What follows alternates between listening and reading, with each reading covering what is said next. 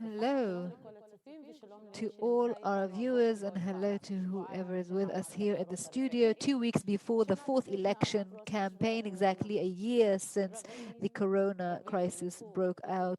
Many have analyzed the visit of Prime Minister Netanyahu in Nazareth in mid-January and his forging of a relationship with MK Mansour Abbas. Some of them have said that it is absolutely curious and strange and even think it's cynical politics and an attempt to get votes from the Arab sector. We are now on a panel that will discuss this, and I'm sorry if I made all sorts of mistakes. That's okay.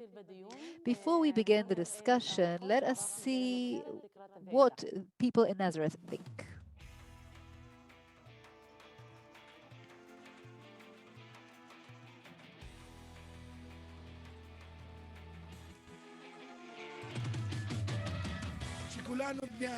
We're all people. We all want to be here. We all want to, live here and together, whether it's Jews, Arabs, together in peace. We want real peace, genuine peace.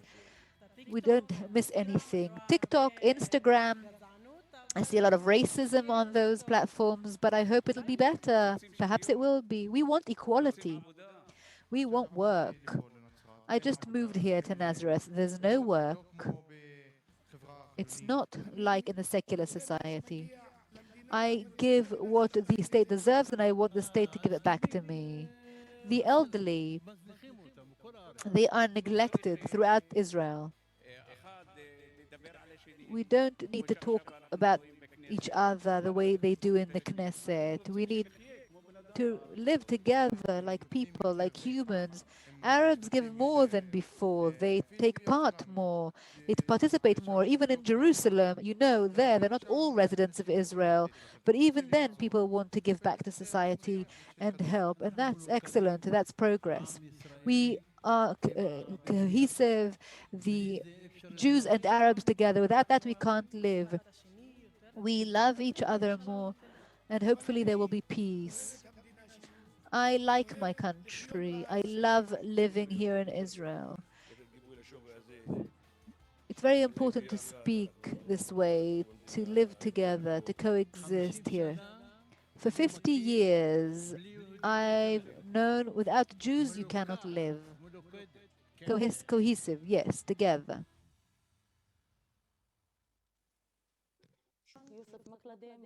Good morning to the panel members who are here in the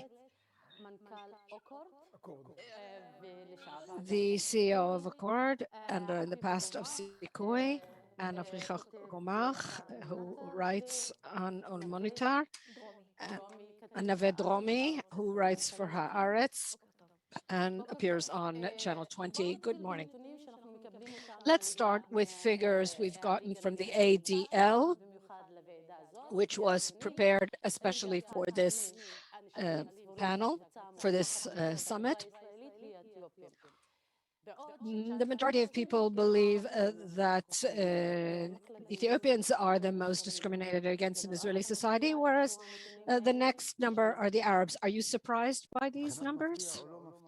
In terms of surprising or not surprising, I'm not surprised, but I wish that was indeed the figure. If we are looking at the figure from the survey, 21% I would accept. If we were talking about segmentation between Jews and Arabs, only 10% of the Jews think that Arabs are the most discriminated against. 17% think that the LGBT are the most discriminated, and another percentage think it's the Ethiopians. 60-something percentage of the Arabs think that they are the most discriminated against, and the 64% are from 82%, because another 18% said gave a completely different answer. I think the survey wasn't adapted properly to the Arab population.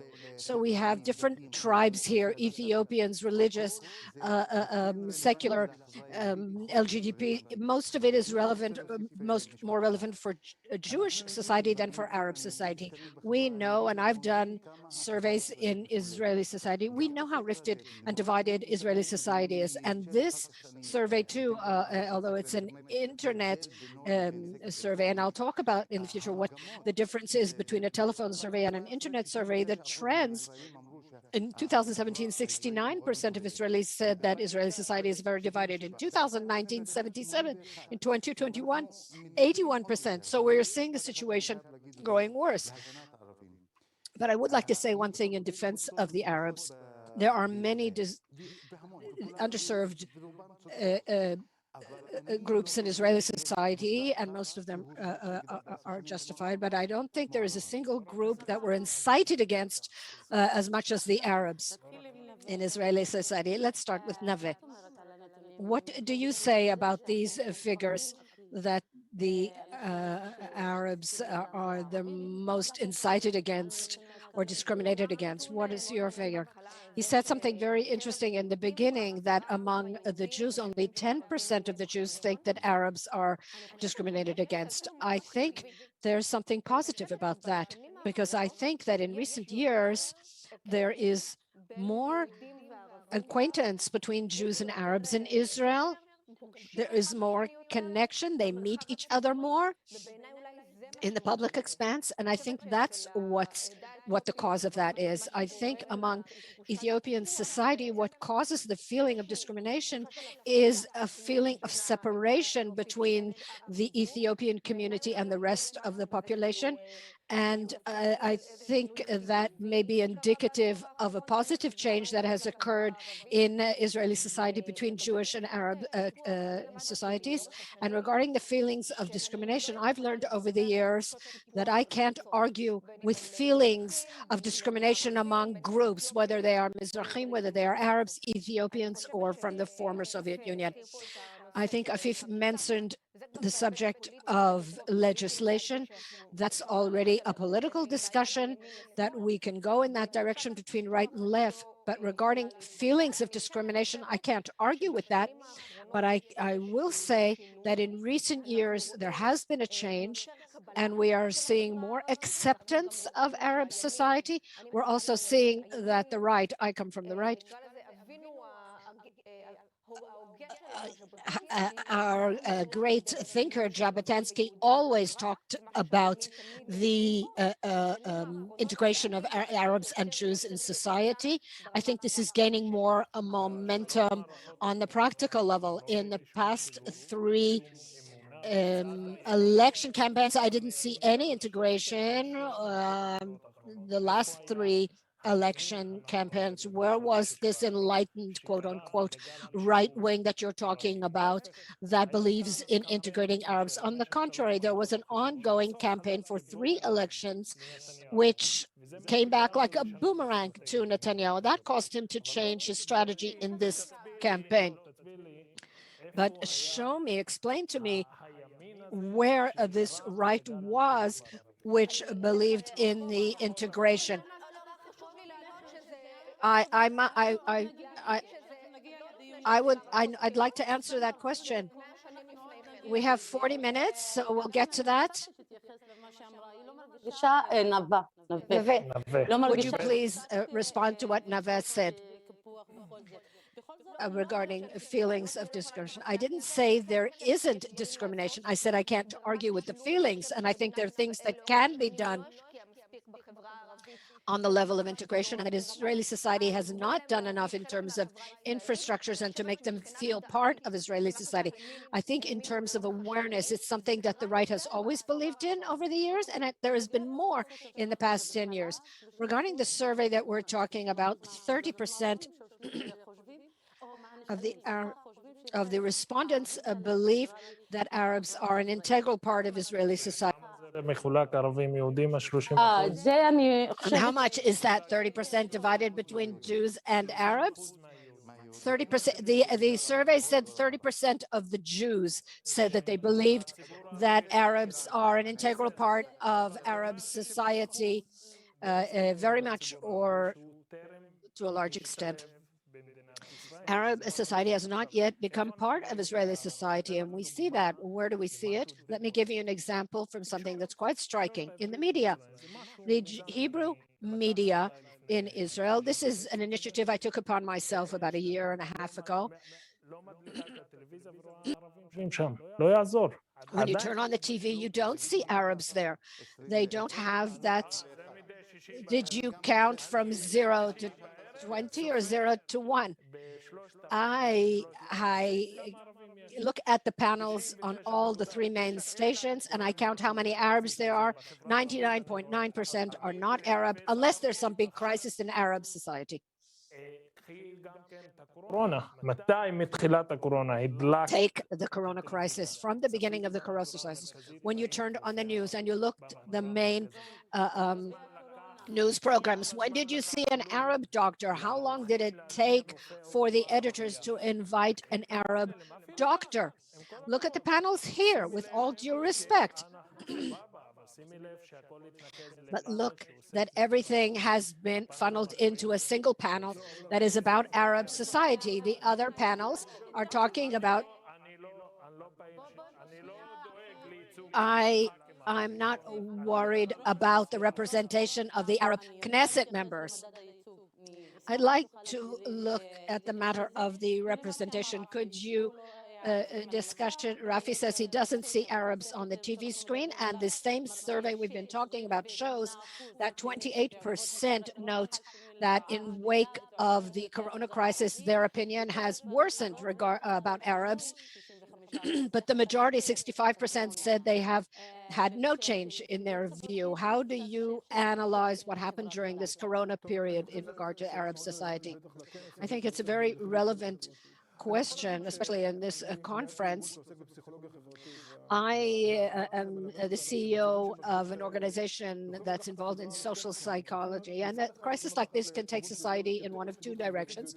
It can take it in the direction of more solidarity and cohesion in society, and it can also deepen the divisions and rifts in society.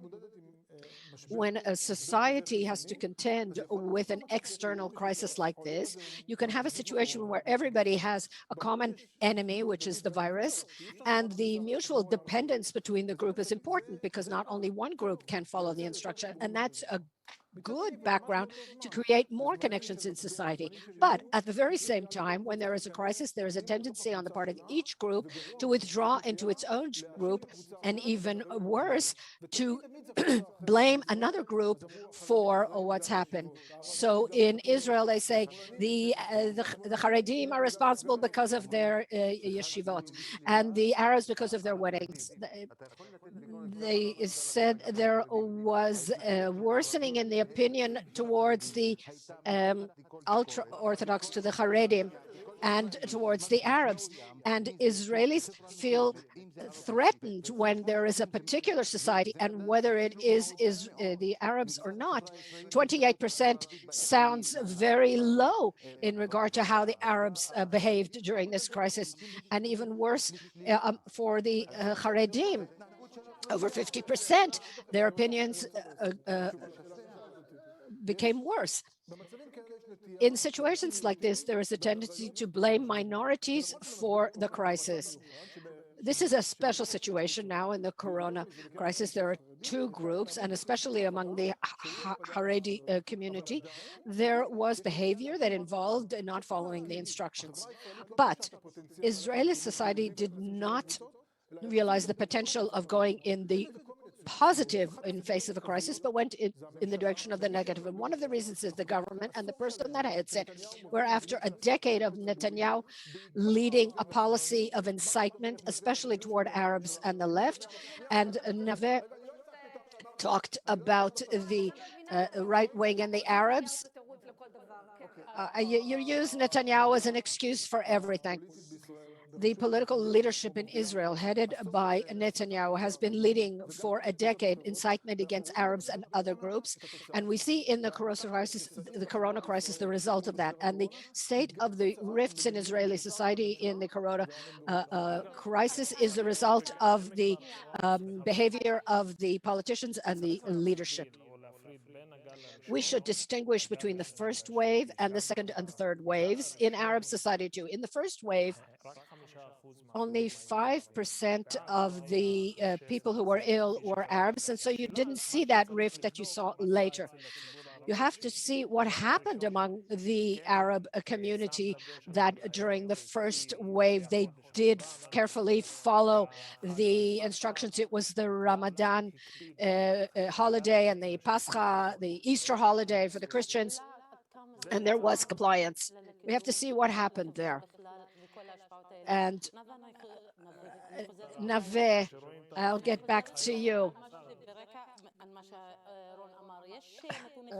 regarding what Rod said. There's one figure I'd like to say. That half of the respondents, 50%, are unwilling for a coalition in Israel to be based on Arab parties. The average mark was 2.6, which represents a very high willingness. So Ron blamed the government and the prime minister for inciting against the Arabs, that they don't want Arab parties to be part of the coalition. And is this the result of the incitement, what Ron was talking about? Could you please respond to that? I know you don't represent everyone, but as a journalist, let me say the following. There was an interesting event in the Meretz party where the number 4 on the list, an Arab, a woman said something about conversion therapy, and she was forced to say something, and then she was forced to retract what she said. I think that there is not enough attention paid to the street, the Arab street. I think for the right, it's easier to get along because both tend to be conservative. The right, even if they are secular like myself, tend to be conservative, and the Arab community tends to be more conservative. And that's a very natural connection. Look what that candidate number 4 in Meretz, look what happened to her. Why? Because she said something that is opposed to Meretz. She was forced to say something, although perhaps in the society from which she comes, they believe more in what she says than what Nitzan Horowitz said. She has said that she would not support a law that forbids conversion therapies for the gay community. And I think this natural connection has disappeared from the awareness of many people. And for them, the connection between Jews and Arabs focuses entirely on the Palestinian issue, and that's not the situation. I think in Arab society, there is interest in other things that are related to our daily lives that have nothing to do with Palestinians.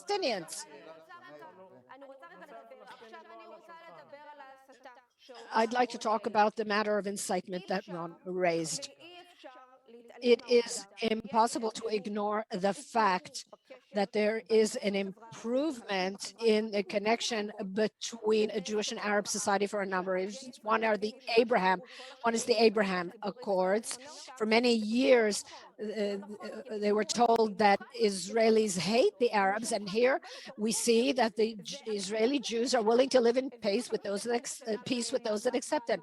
And then there's the United Party, the Joint Arab List. It failed in many different areas. When Netanyahu was Minister of the Treasury, he cut the child allowances, and that helped move people into society. And this constant accusation of incitement. I remember what things were here before Netanyahu. I remember the rifts that were much worse than the situation now.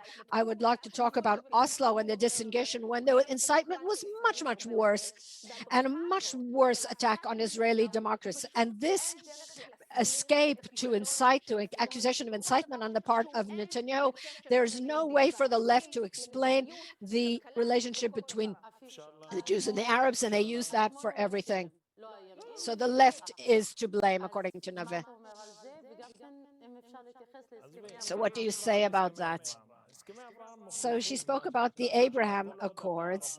The Abraham Accords prove that as long as you are an Arab far away, I'm okay with you. But what about the Arab citizens that live here?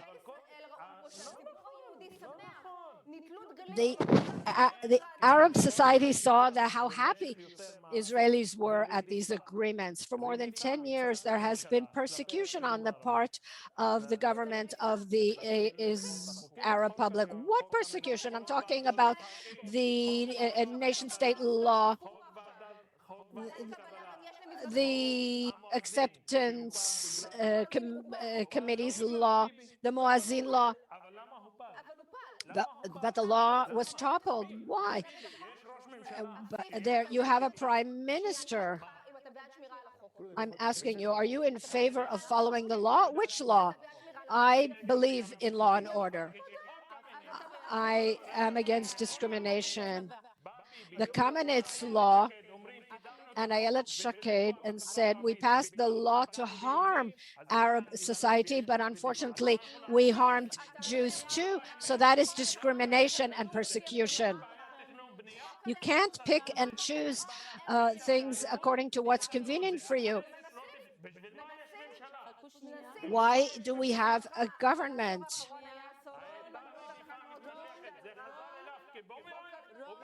It comes back as a boomerang in the end.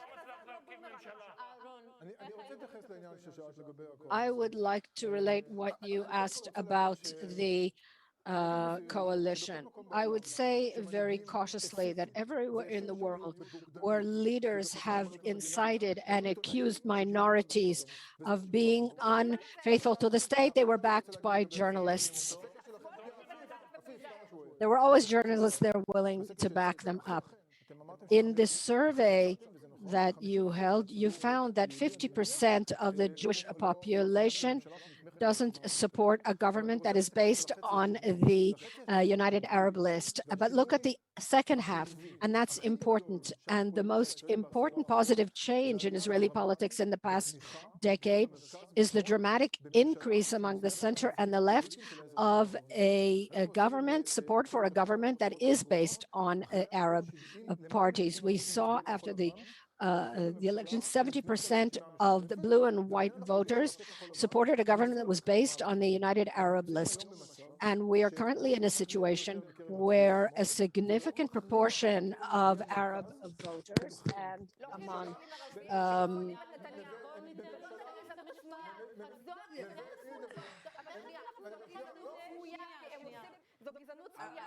this is actually this is latent racism. This is soft racism, what you are saying here. This is the first election in history where the representative of the largest central party has said that he is willing to, very much in favor, in fact, of having a government that is based on the United Arab List. And this is a very positive change. And this happened despite the fact that the central political project of the right was to delegitimize Arab politicians. This morning, the man that Netanyahu said was a traitor to the state was invited here to this conference 20 minutes ago. And I think that is congratulations to the ADL for giving him a place of honor. So the center and left in Israel understand that the Arabs are our partners, both because they want to go back to power and also because, unlike the right, larger parts in the left and center consider Arabs equal citizens, not all, but most.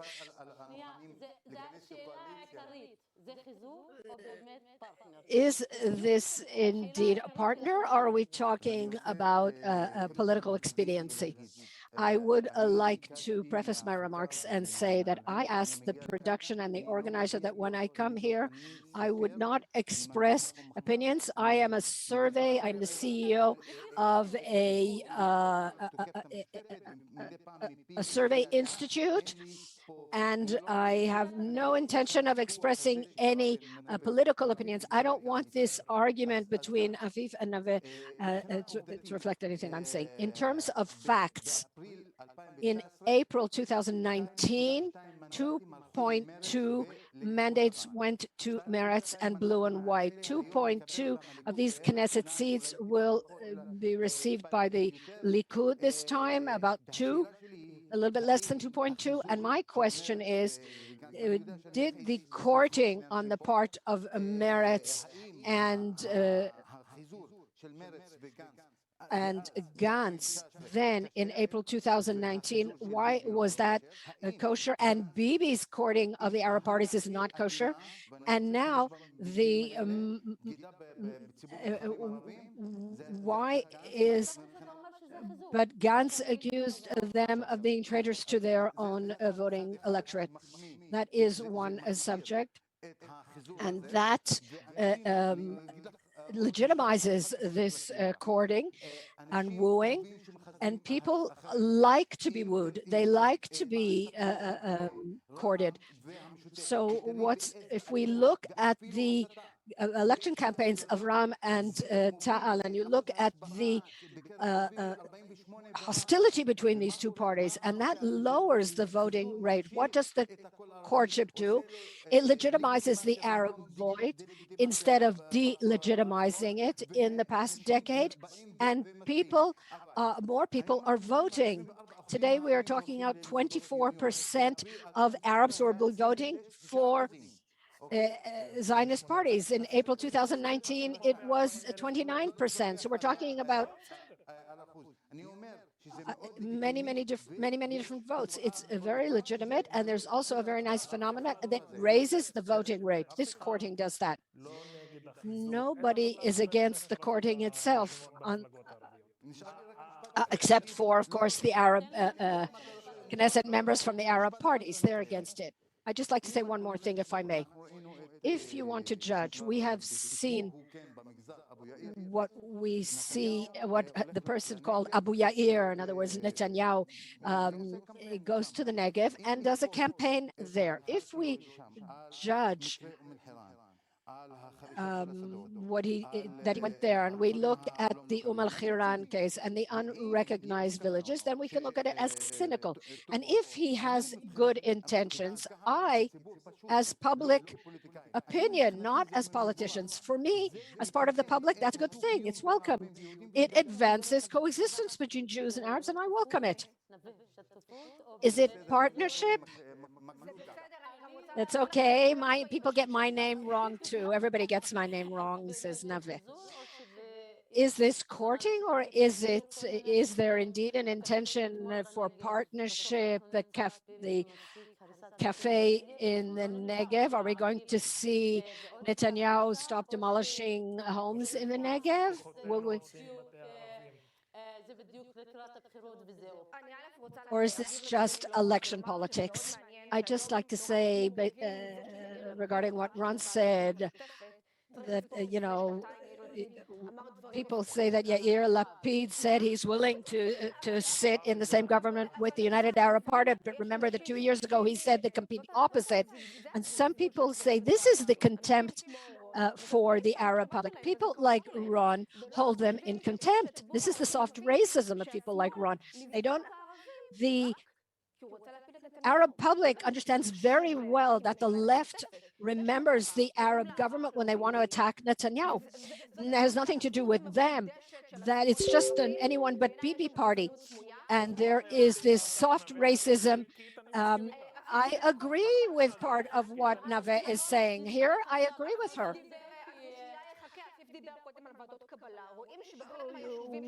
Somebody mentioned the acceptance committees. Many of those places that refuse to accept Arabs, those are places where the majority of people vote for the left, not the right.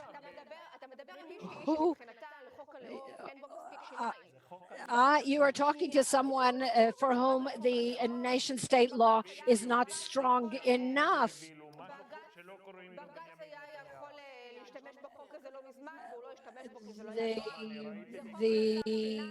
This law has no teeth. It could have been used, but it's not strong enough. I think that one of the problems in the South is that whether they're Jews or Arabs, there isn't enough enforcement. The government of Israel is not enforcing the law. What will advance coexistence is enforcement against crime. That's what will help. Who was the head of the government for the past 10 years? Yes, you're right. There's no enforcement. Yes, Afif, the reason I am here, the reason I support Netanyahu is because things that Ron is saying, completely unfounded things. But I agree with you that Netanyahu has done absolutely nothing in the South. But please allow me to respond. And it would be wrong for Netanyahu vis-a-vis his voters from the right to suddenly turn a blind eye to illegal construction. That's one of his failures, that he did not enforce the matter of illegal construction. And now soldiers are having their weapons grabbed out from under their nose in the South.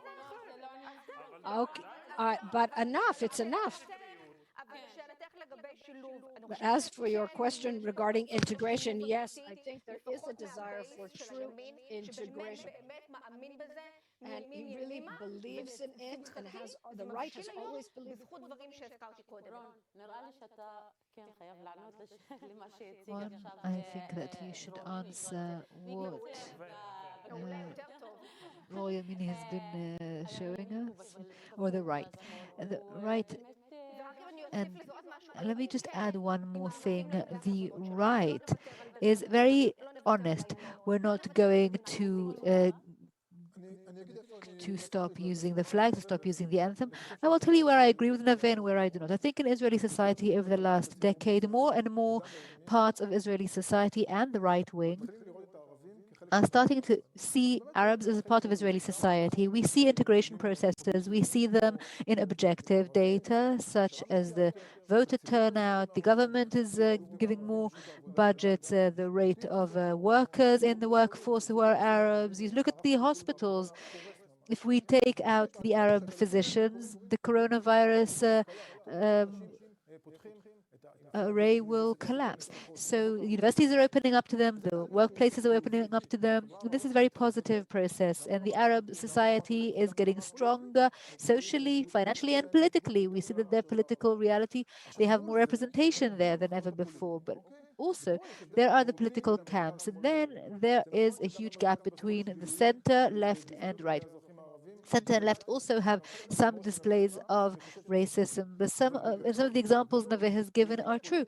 But in general, the right wing, the political right wing, and their representation in the Knesset over the last decade have a very tough political campaign against the Arabs. If I look at social cohesion, there is nothing that is anti-cohesion and anti-Israeli more. And it's not just Netanyahu. Naveh is talking about Bibi the whole time, but headed by Likud. But the Likud is headed by people who keep lying and saying that the Arab MKs are not taking care of the Arab public, and that's a lie. They keep repeating it. In the last elections campaign, the Likud officially invested hundreds or dozens of millions to say that the Arabs are traitors, and that is a terrible act.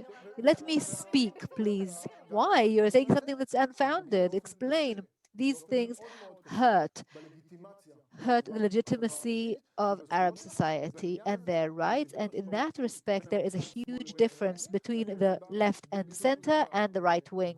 And this difference has to do with the reaction to legislation, as Afif has said, but there's a big difference. It's very clear, and it's manifest in the last elections. And even though Yair Lapid said 7 years ago this statement, then since then he's recanted it, and now the situation is very clear. When we go to elections, and the center and left are saying that the people you're voting for, the Arab representatives, there's a difference between the political representatives and the population itself. There's a big difference. Afif, let me just say a few more. We'll let you answer. As a Jew from the left, you still focusing on the cream and not only focusing on the cake underneath. The vast majority of Arabs have voted for the joint list. So what? But it's go there, but they're going against the citizens. These political representatives, there is one camp that is lying, saying they are traitors, that they support terrorism, just like the Jews in Europe had to face, and just like the ADL had to fight for such opinions being said. And these people are not viewed as decision makers. I just want you to notice this covert racism. He yelled at me. Ron yelled at me, but he let him speak. Here it is. Here it is. Here's the racism. He said, and I want to say, what? I know him personally. Ron Gerlitz just compared the nation state law and laws against Jews in Germany. What did you say? Can you explain again what you said? Explain. I will explain exactly. I will say that to blame the minority for being traitors, Netanyahu did not invent this. I want him to answer this because it was published. I need you to answer something. I am not advocating for them. Please explain. Wait. I want Ron, who is the head of a research institute. Ayman Oda had reportedly received an envelope from the Palestinian Authority. What do you think about that? Who's it going to? The Arab Republic? I want Afif to answer this because Afif has the details. Let me moderate this properly. I want you to answer this as well. I will answer the same with the same answer. Is Israeli society ripe for a partnership? And who's going to do this partnership, the right wing or the left wing? And are the Arabs also ready for this? When we look at the members of Knesset who come from Arab parties, then there are two opinions there. Some are saying we don't want to be part of the coalition, and Ra'am is now no longer part of the joint list because they are willing to consider it. But the joint list right now, they were never interested in being part of the coalition. They said that they would support it from the outside, as in Rabin when Shas was no longer part of the coalition. So is the Jewish population ripe, whether it is right wing or left wing? Among some parts, yes, but among others, no. The majority, no. There is an element of hypocrisy on both sides. Let's say Ram is now part of the Knesset and Netanyahu manages to set up a government supported by Ra'am. Will we see Naveh going crazy against that in the studios? I don't think so. But if Yair Lapid or Gideon Saar, by the way, everybody talks about center and left, but Gideon Saar and Naftali Bennett, they are not center and left. Lieberman is not center and left. How did Lieberman become left? I have no idea. They're saying that about him, but I can't understand why. They will set up a government with the support of the same Ra'am party. We will see Naveh going crazy in the studios. And how will they let in? How dare they set up a government supported by Arabs? Society is ripe. We will see collaboration. Do you have any comments on what Afif has just mentioned or said? No. No. Division within society, hatred between the different sectors. Somebody has to heal these wounds. Somebody has to bridge these gaps.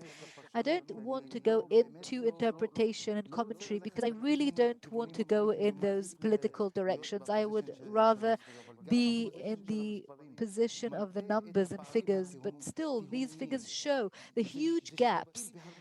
These are tribes, and many tribes, not just Jews and Arabs, many ethnic groups and other groups who are all living together. So whether it's right wing or left wing governments, if you see that the Arabs are now inclined to vote Likud, it's because if they had done the same thing time and time again and they didn't succeed, something must be wrong. So they're trying to change it. And after March 23rd, Netanyahu, quote unquote, um, will betray the Arab voters or they won't promote them, then the same thing will happen as with blue and white. They will only get 3,000 votes now, not 30,000. They will not get these votes from the Arab society. They got 50. As Israeli society, we must live together. We must work together. And the Jews, the majority, must help us. Naveh.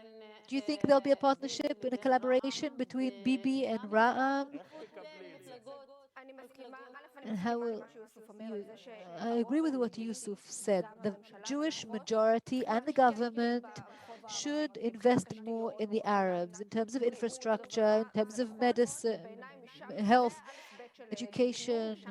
It is in welfare. That's what coexistence is all about. I think it will also bring them closer naturally. And my interest is also to have less interest in the Israeli-Palestinian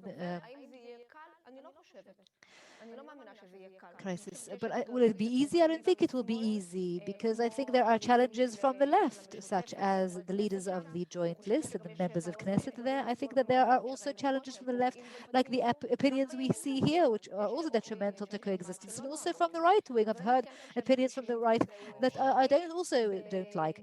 But I think this combination is possible in a situation where people will be honest with one another. As I've said, the fact that I'm honest about the Jewish character of the state and my desire to preserve it, it is appreciated by Arabs I meet because I'm not trying to say something that's not true. I'm not trying to lie to them and cheat.